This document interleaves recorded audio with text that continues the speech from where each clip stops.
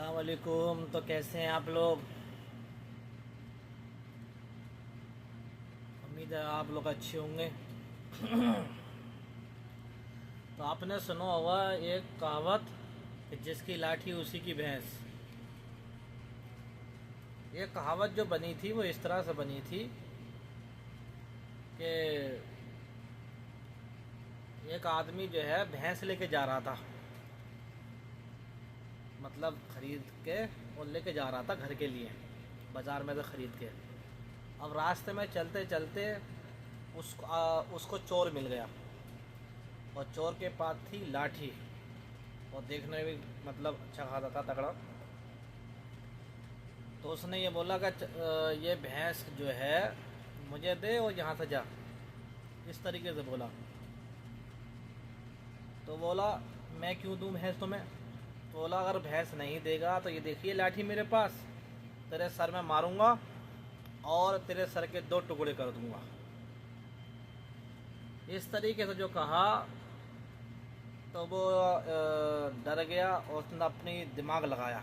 तो उसने बोला कि भाई चोर से कि तू ऐसा छीन रहा है और छीन के जो है तुझे क्या फ़ायदा, तुझे पाप लगेगा, यानी भगवान यानी अल्लाह तुमको ऊपर वाला जो है माफ़ नहीं करेगा किसी के साथ इस तरह से गलत करोगे।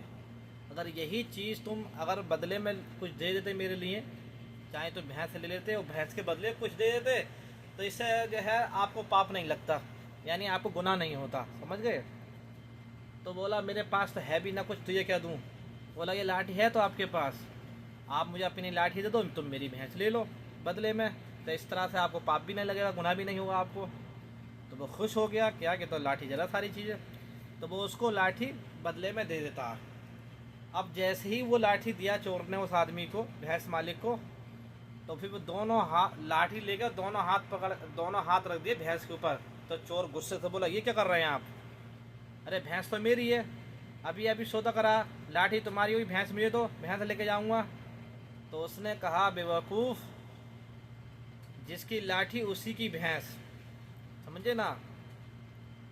तो इस बात से ये पता चलता है कि अकल से ज़्यादा, मतलब अकल के अंदर जो है बहुत ताकत है।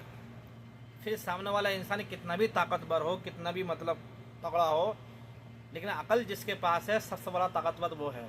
तो ये कहावत वहीं से हुई थी कि जिसकी लाठी उसी की भैंस। आज पता चल गया आप लोगों को ये कहावत।